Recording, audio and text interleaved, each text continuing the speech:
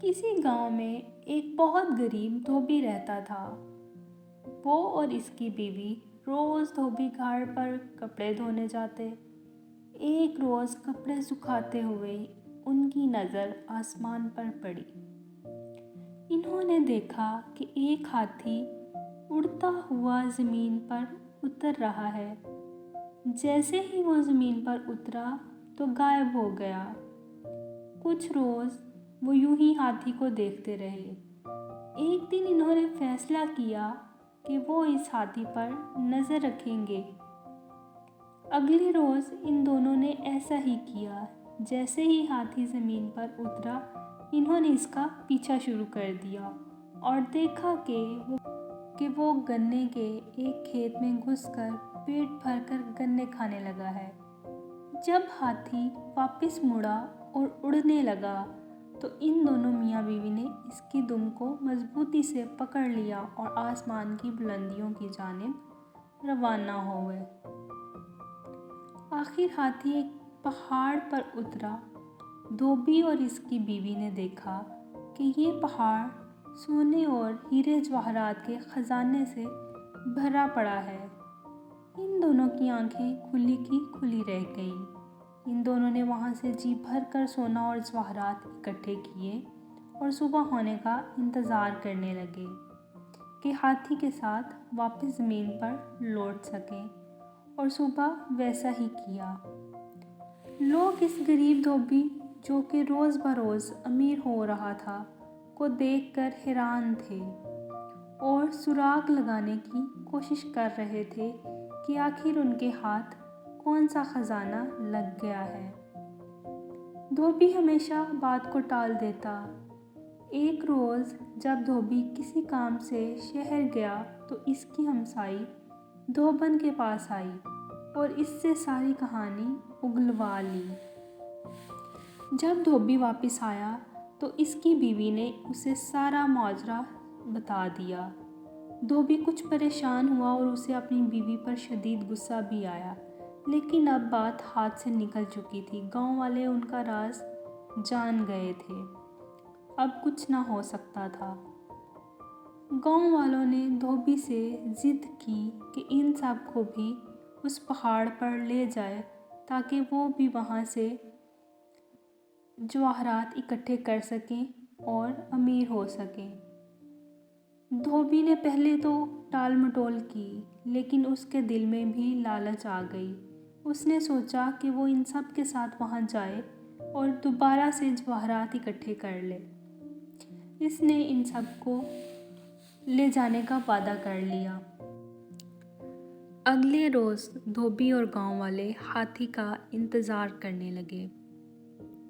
جیسے ہی ہاتھی واپس ہوا، یہ سب ایک قطار کی صورت اس کی دم سے چپک گئے۔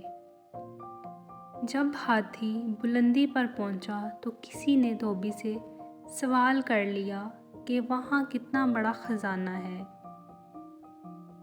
دھوبی نے دونوں ہاتھ ہاتھی کی دم سے ہٹا کر کسی گاؤں میں ایک بہت غریب دھوبی رہتا تھا۔ وہ اور اس کی بیوی روز دھوبی گھاٹ پر کپڑے دھونے جاتے۔ ایک روز کپڑے سکھاتے ہوئے ان کی نظر آسمان پر پڑی۔ انہوں نے دیکھا کہ ایک ہاتھی اڑتا ہوا زمین پر اتر رہا ہے۔ جیسے ہی وہ زمین پر اترا تو غائب ہو گیا۔ کچھ روز وہ یوں ہی ہاتھی کو دیکھتے رہے۔ ایک دن انہوں نے فیصلہ کیا کہ وہ اس ہاتھی پر نظر رکھیں گے۔ اگلے روز ان دونوں نے ایسا ہی کیا۔ جیسے ہی ہاتھی زمین پر اترا انہوں نے اس کا پیچھا شروع کر دیا اور دیکھا کہ وہ گنے کے ایک کھیت میں گھس کر پیٹ بھر کر گنے کھانے لگا ہے۔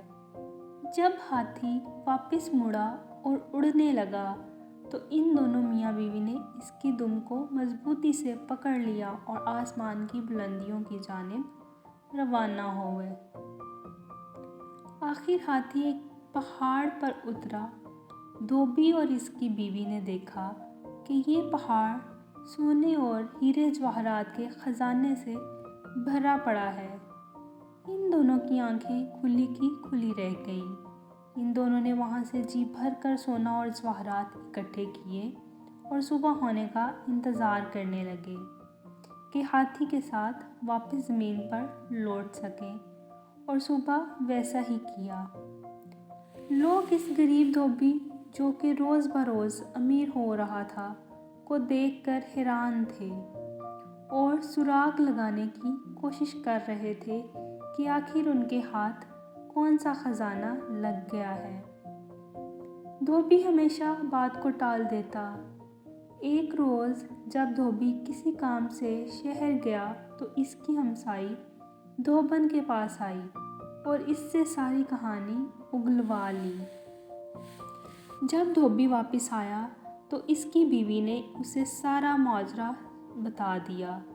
دھوبی کچھ پریشان ہوا اور اسے اپنی بیوی پر شدید غصہ بھی آیا، لیکن اب بات ہاتھ سے نکل چکی تھی۔ گاؤں والے ان کا راز جان گئے تھے، اب کچھ نہ ہو سکتا تھا۔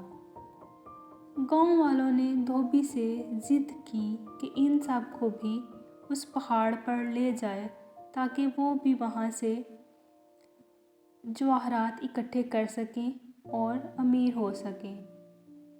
دھوبی نے پہلے تو ٹال مٹول کی، لیکن اس کے دل میں بھی لالچ آ گئی۔ اس نے سوچا کہ وہ ان سب کے ساتھ وہاں جائے اور دوبارہ سے جواہرات اکٹھے کر لے۔ اس نے ان سب کو لے جانے کا وعدہ کر لیا۔ اگلے روز دھوبی اور گاؤں والے ہاتھی کا انتظار کرنے لگے۔ جیسے ہی ہاتھی واپس ہوا، یہ سب ایک کتار کی صورت اس کی دم سے چپک گئے۔ جب ہاتھی بلندی پر پہنچا تو کسی نے دھوبی سے سوال کر لیا کہ وہاں کتنا بڑا خزانہ ہے۔ دھوبی نے دونوں ہاتھ ہاتھی کی دم سے ہٹا کر